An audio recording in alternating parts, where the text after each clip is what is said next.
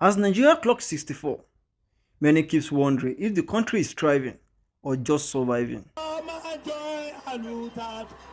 Disenchantment with the government.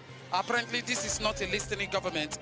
We are here to say to this government that we understand its antics. We understand the fact that it is indifferent to the sufferings of the majority of the mass of our people. Because about 2 days ago, in spite of our warnings to this government and the notorious World Bank just agreed on another 1.57 billion US dollars loan, another fresh loan, 1.57 US dollars. You know, this is another fresh loan that the Nigerian state is about, the corrupt Nigerian state is about to get from the World Bank.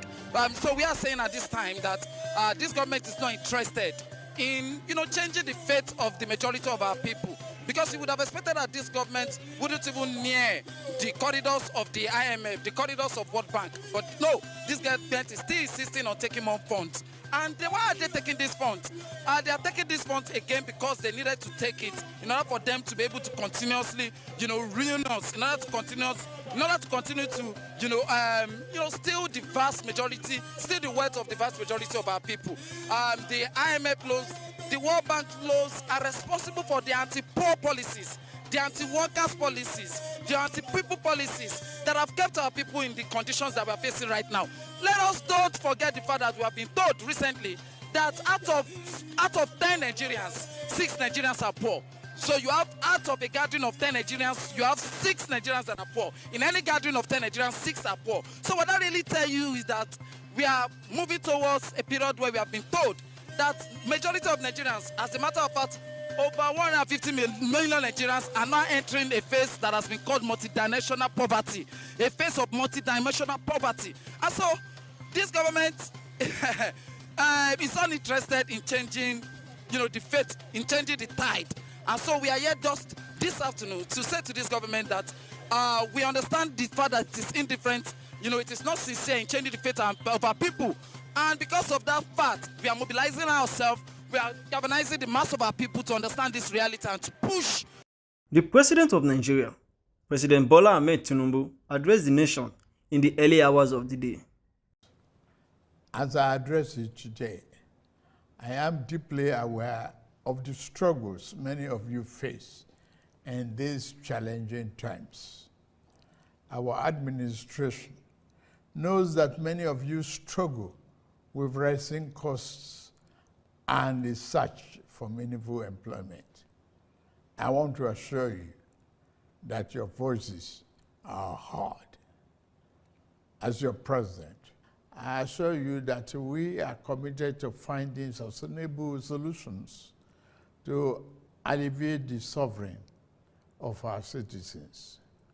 Once again, I plead for your patience as the reforms we are implementing show positive signs, and we are beginning to see the light at the end of the tunnel.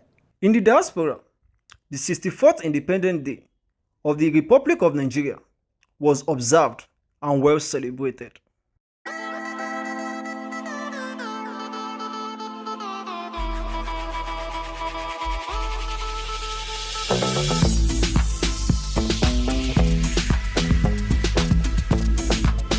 Great to celebrate Nigerian Independence Day.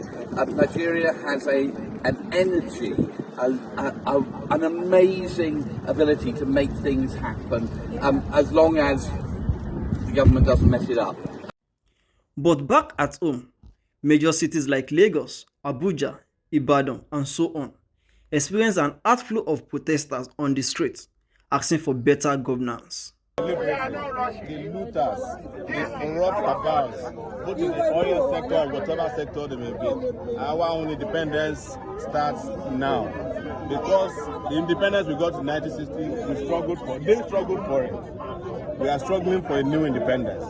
And it is part of the continuation of what we started in 2019 with Revolution Now. Because we believe that only revolution can save this country. Revolution now!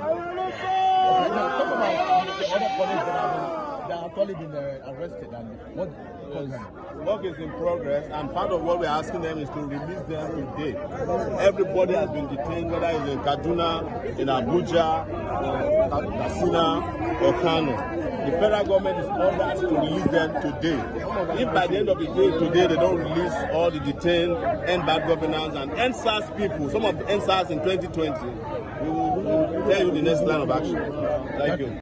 Instead of celebrating the independence, most Nigerians believe that the 64th Independence Day of the Federal Republic of Nigeria shouldn't be celebrated, as there is no significant impact that the citizen of Nigeria has benefited from the present government, apart from hike in transportation, increase in fuel price, insecurity, inflation, and so on. That is why some Nigerians has moved to the street to express their grievance.